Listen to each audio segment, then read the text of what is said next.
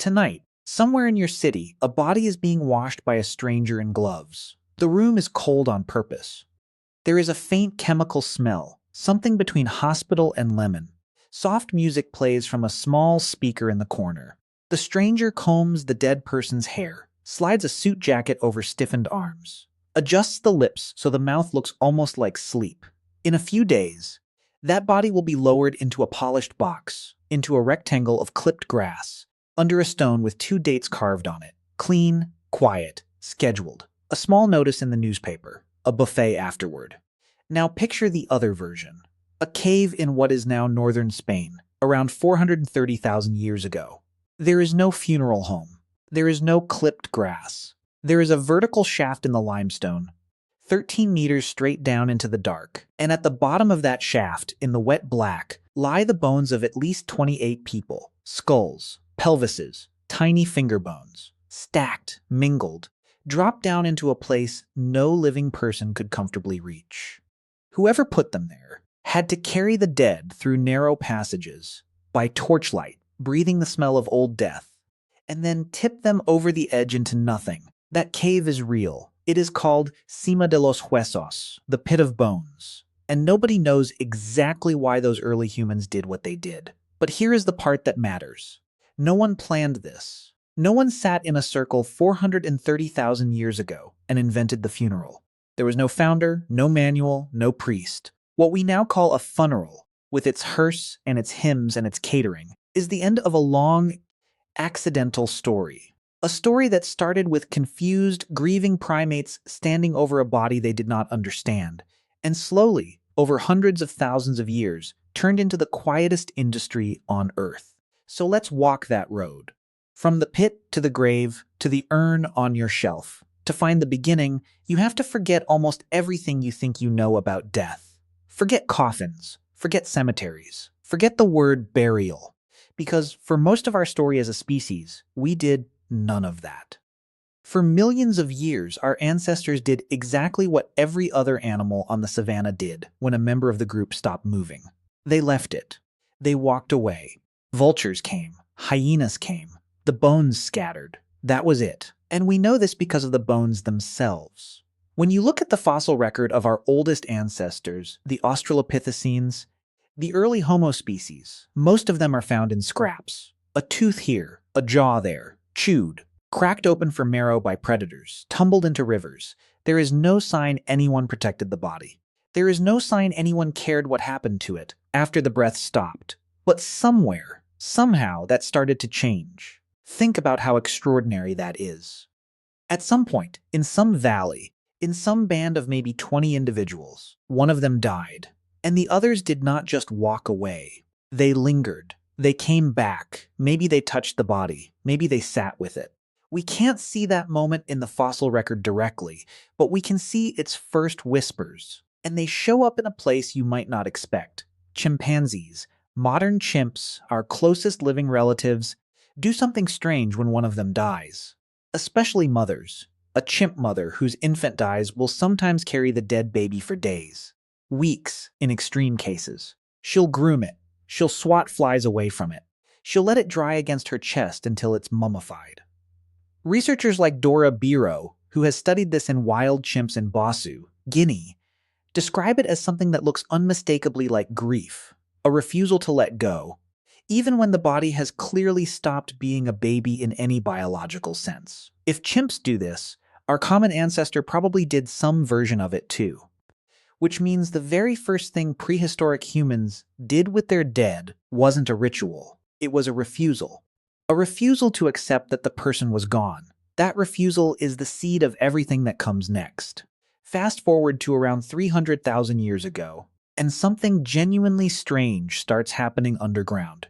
We're back at Cima de los Huesos, that pit in Spain. And among all those bones at the bottom, archaeologists found one object that did not belong. A single hand axe, made of red quartzite, beautifully shaped, unused. The team that studied it, led by paleoanthropologist Juan Luis Arzuaga, nicknamed it Excalibur. Because in a pit full of bones, with no tools, no food remains, no signs of anyone living down there, this one perfect axe sat among the dead like an offering. This sounds fake, But the axe is real. You can look up photographs of it. It's the oldest object in the world that anyone has seriously proposed as a grave good. A thing given to the dead, not eaten, not used, just placed. We don't know what those early humans, probably ancestors of the Neanderthals, thought they were doing. Maybe the axe belonged to the dead person. Maybe it was meant to travel with them somewhere. Maybe it was just the gesture of one grieving relative who could not think of anything else to do, so they put down the most valuable thing they owned. We can't know, but we can see that something has shifted. Death was no longer just an event. It was becoming a moment that required a response. And then came the Neanderthals. For a long time, the popular story about Neanderthals was that they were brutes. Grunting, hunched, knuckle-dragging, cave cartoon people. That picture is dead now, crushed by 40 years of careful excavation. Because when we look at Neanderthal sites between roughly 120,000 and 40,000 years ago, we start seeing something that is very hard to explain unless these people cared about their dead in a deep, deliberate way. In a cave called Shanidar, in the Zagros Mountains of northern Iraq, archaeologists in the 1950s and 60s found the remains of at least 10 Neanderthals. One of them, known as Shanidar 4, was buried in a fetal position in soft soil. The soil around him contained unusually concentrated clumps of pollen from yarrow, cornflower, ragwort, grape hyacinth, and other flowering plants. The lead excavator, Ralph Selecki, suggested this was a flower burial, that mourners had laid blossoms on the body. Now, that interpretation has been argued about for decades.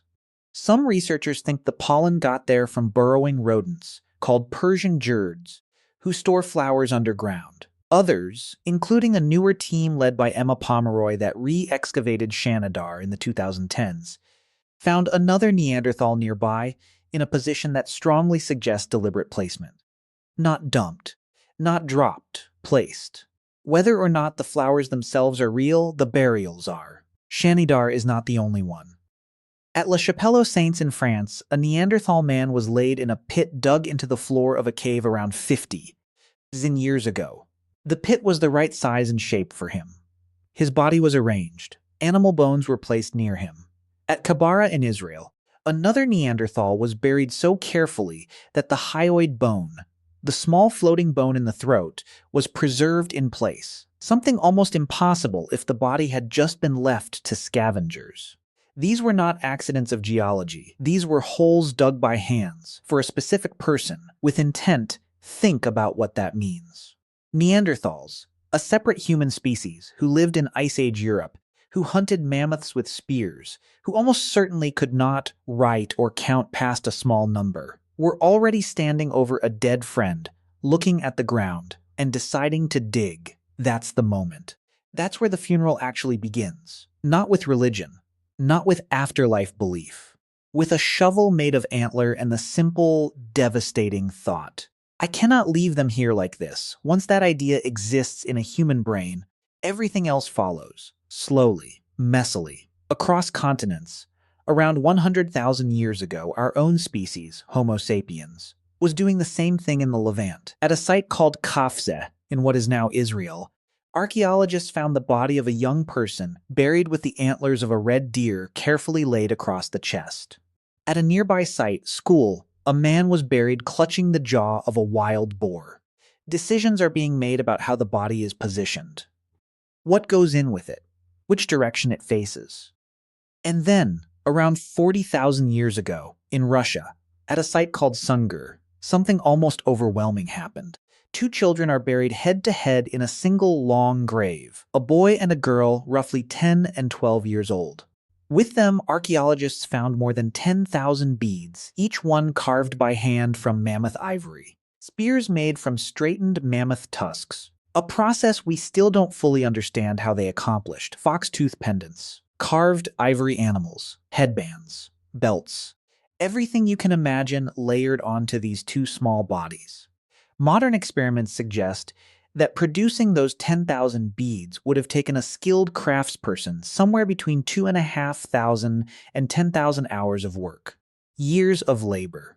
For two children, who almost certainly it were never going to wear any of it in life. This is the moment, around the climax of our story, where you have to stop and really feel what you are looking at. 40,000 years ago, in a freezing landscape on the edge of the last ice age, a community of people lost two children. And instead of moving on, they sat down with stone tools and mammoth tusks, and for years they made beads. Tiny, identical, useless for survival. They threaded them onto clothing. They lowered the children into the earth. They placed the spears. They covered them with red ochre, a deep blood-colored pigment that shows up in human burials all over the world for tens of thousands of years. Nobody made them do that. There was no church, no state, no tax break. Just grief, organized into work by people whose names will never be known. That is the artifact. That is the proof. Emotion existed in prehistory. Love existed in prehistory. The need to honor a small person who didn't get to grow up, that existed in prehistory. The Sungir grave is older than agriculture, older than writing, older than the wheel. And it is, in every meaningful sense, a funeral. From Sungir onward, the story accelerates. When humans settle down, when they stop following herds and start planting wheat, around 12,000 years ago in the Fertile Crescent, death changes again. Because now, for the first time, the living have a fixed place. A village. A house. And if you have a house, you can keep your dead close. At Çatalhöyük in central Turkey, around 9,000 years ago, people did exactly that. They buried their relatives under the floors of their own homes, curled up in pits, right beneath where the family slept and ate and cooked. Sometimes they would dig the body up again, years later, remove the skull, and plaster it. They would paint a face onto it, set it in a niche in the wall, so you'd wake up in the morning, blow on the embers of last night's fire, and meet the painted gaze of your grandmother across the room. To us, that sounds horrifying. To them, it was almost certainly the opposite. It was tender. The dead were not gone. They were just quieter housemates. And once you start keeping your dead near you, you start building for them. Big. Around 6,000 years ago in Western Europe, people who could barely write started dragging stones that weighed more than a city bus across the landscape to build chambered tombs. Newgrange in Ireland, finished around 3200 BCE, is older than the pyramids of Giza. It is engineered so precisely that on the morning of the winter solstice, a narrow beam of sunlight enters a small opening above the door, travels down a stone passage, and lights the back wall of the burial chamber for about 17 minutes, once a year. For the dead, think about how extraordinary that is. A community of farmers, with stone tools and rope and rolling logs, calculated the angle of midwinter sunrise accurately enough to thread it through a tunnel and onto their ancestors' bones. They didn't have a calendar. They didn't have astronomy textbooks. They had grief, and they had patience, and they had each other. And they spent decades building a machine to bring the sun down into the dark on the shortest day of the year. That is the same impulse as the ivory beads at Sungir, just scaled up. The community got bigger. The tools got better. The grief stayed exactly the same size. From there, the road to your modern funeral is short. The Egyptians push embalming into an art form, drying bodies with natron salt, wrapping them in linen, sealing them in painted coffins so the soul has somewhere to come back to. The Greeks burn their dead on pyres and collect the ashes in urns. The great-great-grandparents of the ceramic jar on someone's mantelpiece tonight. The Romans lined their roads out of the city with tombs, because by law, you couldn't bury people inside the walls. Christianity later pulls those tombs into churchyards, then graveyards, then, eventually, the manicured park-like cemetery you know today, an invention of the 1800s, designed to look more like a garden than a graveyard. Because Victorians decided that grief should be beautiful. And then, in the 20th century, something quiet happened. Death moves out of the house. Your great-grandmother probably died in a bedroom, surrounded by family, and was washed by her daughters on the kitchen table. Your grandmother probably died in a hospital. Your mother will probably die in a hospital or a hospice. The body will be picked up by professionals in a van. You will not wash it. You will not see it again until it is already arranged inside a box, with makeup on, in a softly lit room that smells faintly of lemon. In about 100 years, we have outsourced almost the entire 400,000-year-old human relationship with death to strangers. We don't dig, we don't wash, we don't carry, we don't sit overnight with the body. For the first time in our species' history, most people will go their entire lives without ever touching a dead human being. And here is where you should feel the full weight of the journey. Everything those professionals do for you, the washing, the dressing, the careful arrangement, the soft music, the flowers, the small object tucked into the hands, the hole dug to the right size, the marker that says this person was here. Every single piece of that is something a Neanderthal at La Chapelle, or a mother at Sungir, or a farmer at Çatalhöyük would recognize instantly. Technology has changed. The price tag has changed. The location has changed. The behavior has not. The funeral is not a modern invention. The funeral is one of the oldest things we do, older than language as we know it, older than farming, older than our own species, depending on what you count. And nobody planned it. There was no inventor, no first funeral director. There was a chimp mother who wouldn't let go of her baby. There was a hominin in a cave who carried a friend down into the dark instead of leaving them on the grass. There was someone who put a red quartzite axe into a pit because they could not think of anything else to give. There was a mother in Russia stringing the 10,000th ivory bead onto her dead son's sleeve, hands cracked from cold. There was a Stone Age farmer in Ireland kneeling in a tunnel of stones, watching the son touch the bones of his grandfather one more time. You are the descendants of all of them. Every single one.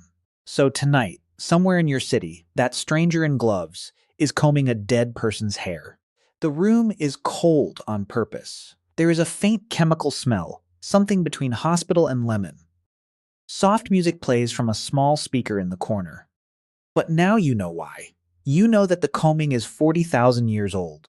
The arranging is older than the wheel. The flowers, real or imagined, were laid by a Neanderthal in a cave in Iraq. The small object placed in the hands is the same gesture as the red axe in the pit. The quiet room is a cousin of a chambered tomb in Ireland, and a plastered skull in Turkey, and a curled body under a Spanish floor. You did not invent any of it. Neither did the funeral home. Neither did your religion, whichever one you have or don't. It was given to you by hundreds of thousands of years of grieving primates who refused, again and again and again, to just walk away. And one day, someone will do it for you. That is what prehistoric humans did with their dead. They started the longest, quietest, most human ritual we have, and we are still finishing it.